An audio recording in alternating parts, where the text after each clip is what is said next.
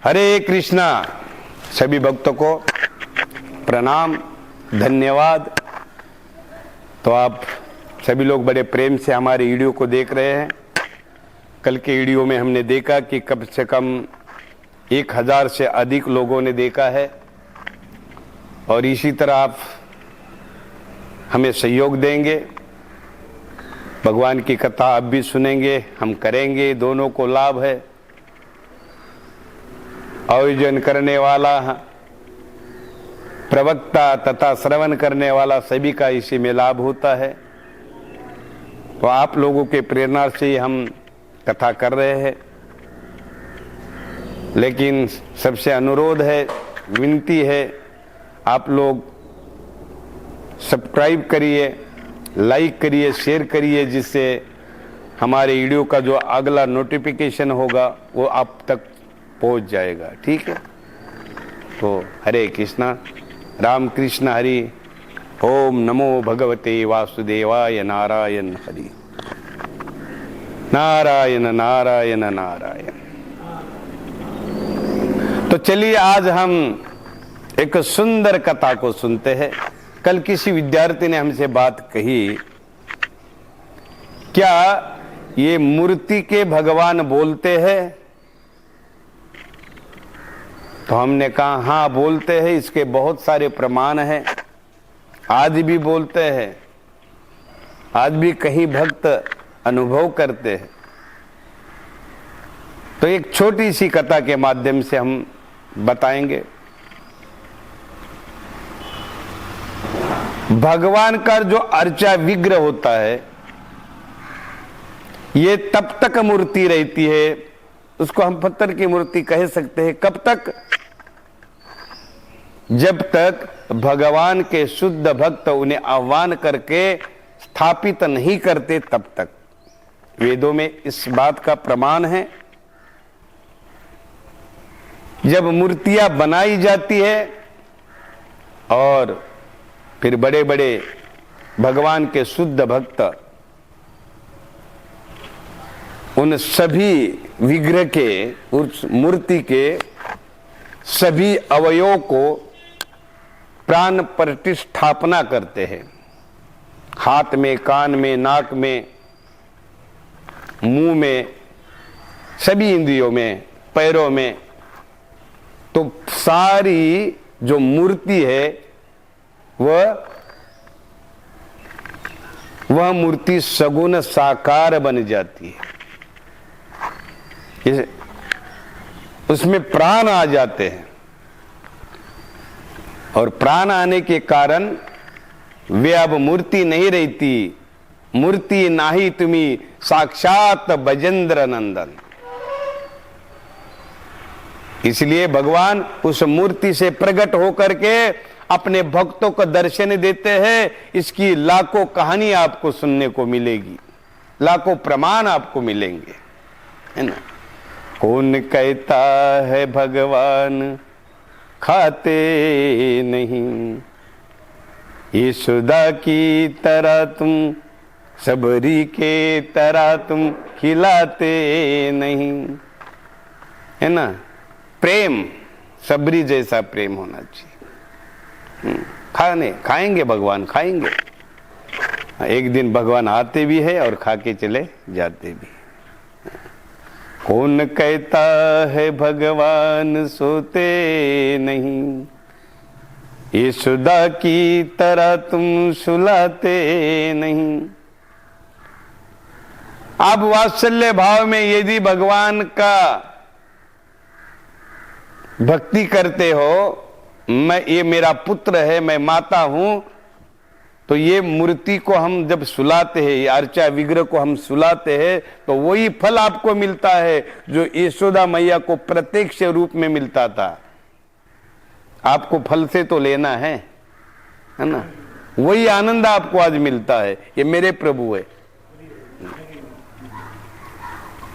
जैसे राधा रमन मंदिर आपने वृंदावन में देखा होगा। ये राधा रमन क्या थे? एक गंडकी नदी से लाए हुए शालिग्राम थे। रघुनाथ दास गोस्वामी जी महाराज उसकी सेवा पूजा करते थे, आप समझ सकते हैं। और एक बार वृंदावन में एक बड़ा व्यापारी सेठ जी आया और सारे विग्रह को कपड़े बांट रहा था।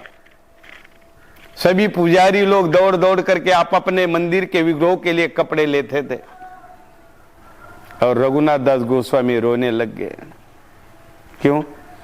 कि मेरे भगवान को ना हाथ है ना पैर है आज भी।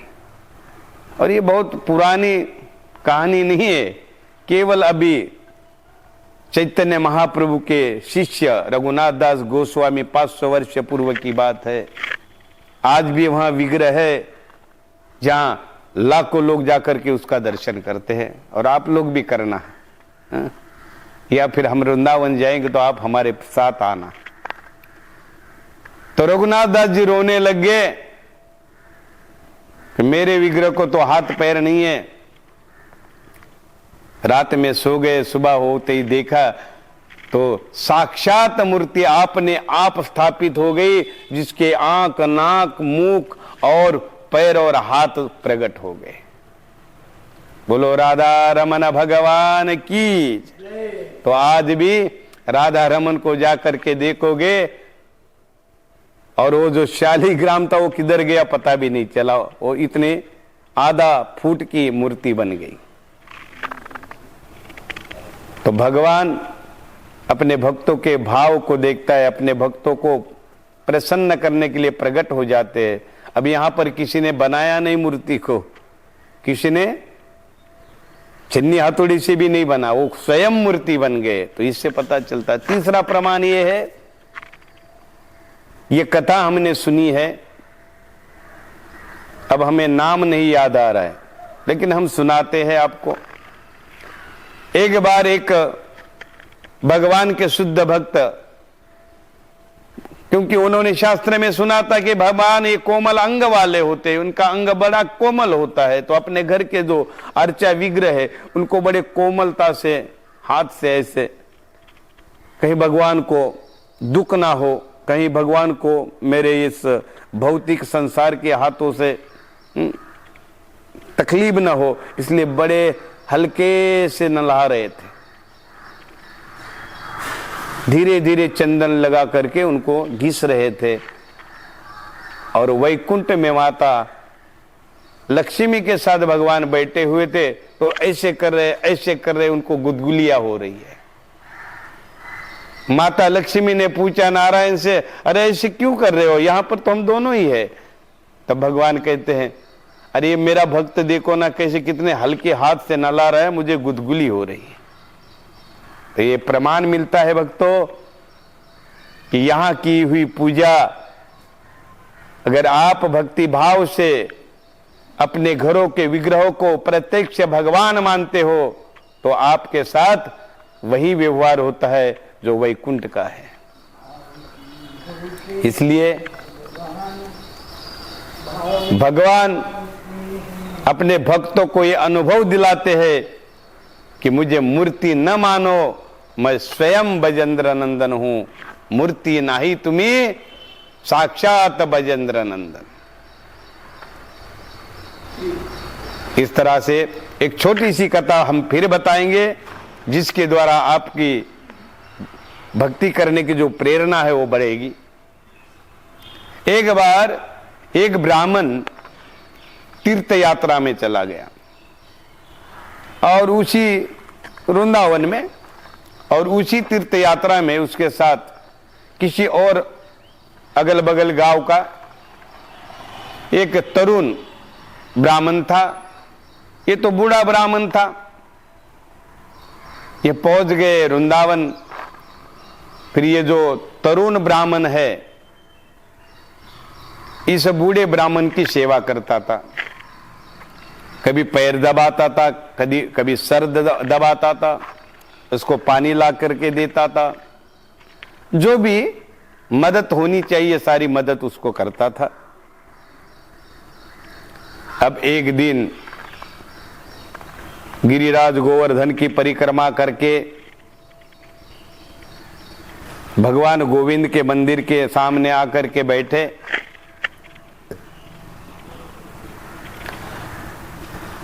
और उस गोपाल के मंदिर के सामने आकर के बैठे और दोनों में बातचीत होने लगी। उस ब्राह्मण बुजुर्ग ने उस तरुण ब्राह्मण से कहा कि देखो, तुमने मेरी बहुत सेवा की है और वृंदावन के अंदर किसी को झूठ नहीं बोलना चाहिए। ये तो झूठ बोलने से अवश्य कम होता है, ऐसे शास्त्र में लिखा है। उस वृद्ध ब्राह्मण ने उस तरुण ब्राह्मण को कहा कि देखो, मैं गोपाल के सामने बता रहा हूं,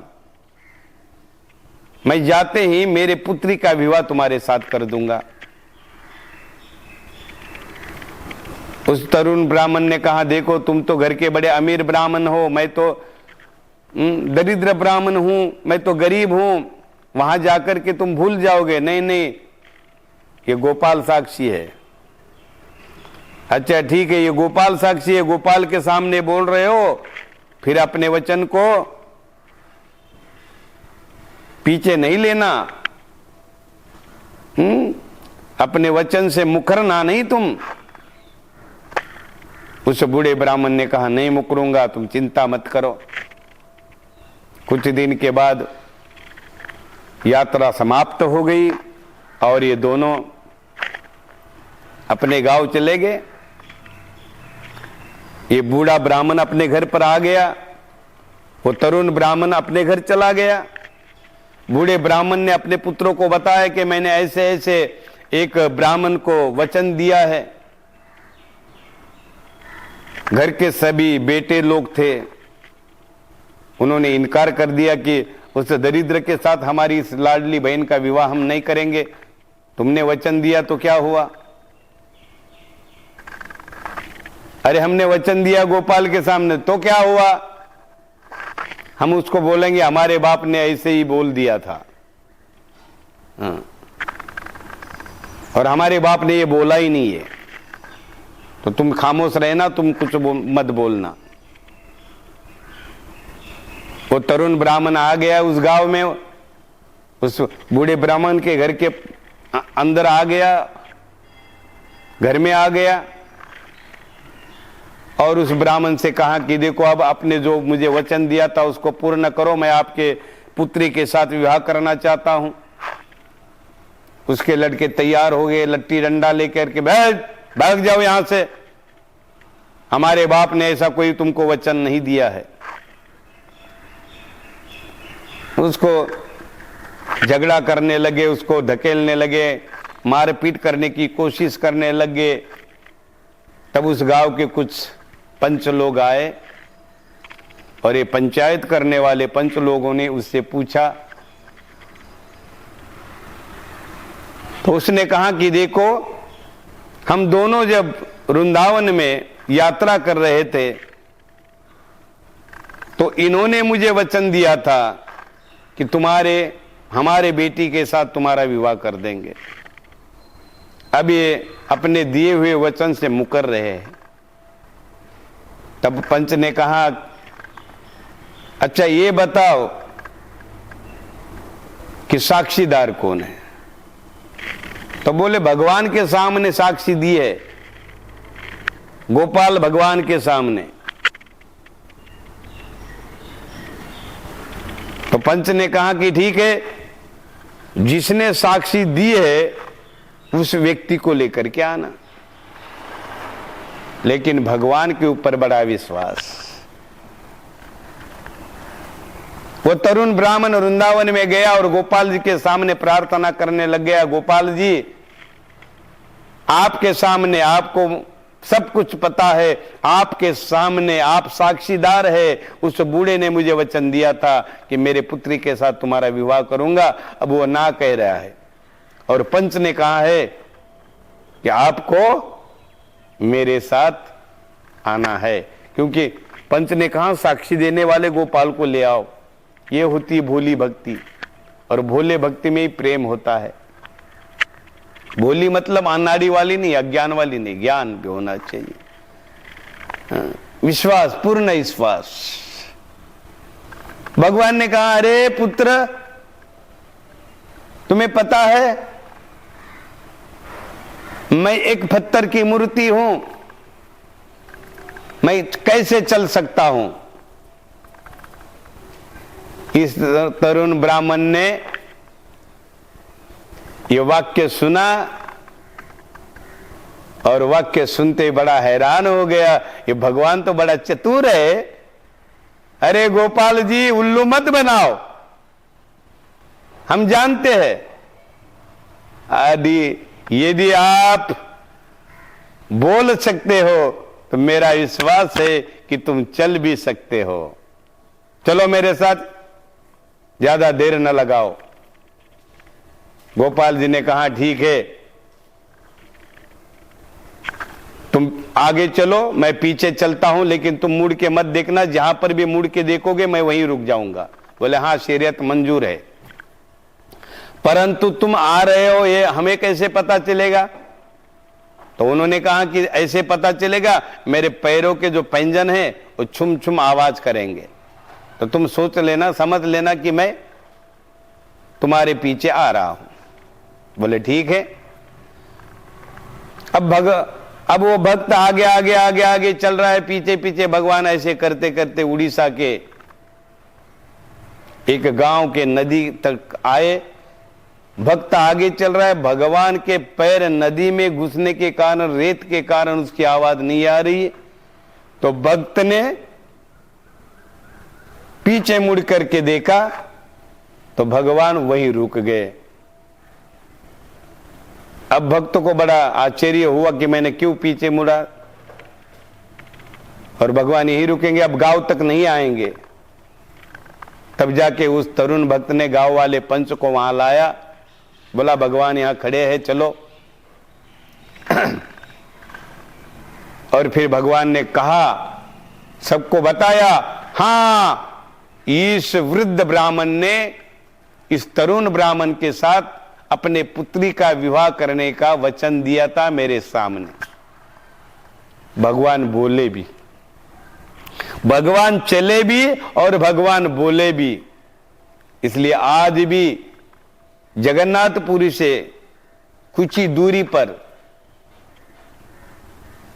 साक्षी गोपाल का बहुत बड़ा दिव्य भव्य मंदिर है। हजारों लोग वहां पर जाते, जो भी जगन्नाथ जी का दर्शन करते वे सारे लोग जाकर के आज भी साक्षी गोपाल के दर्शन करते हैं।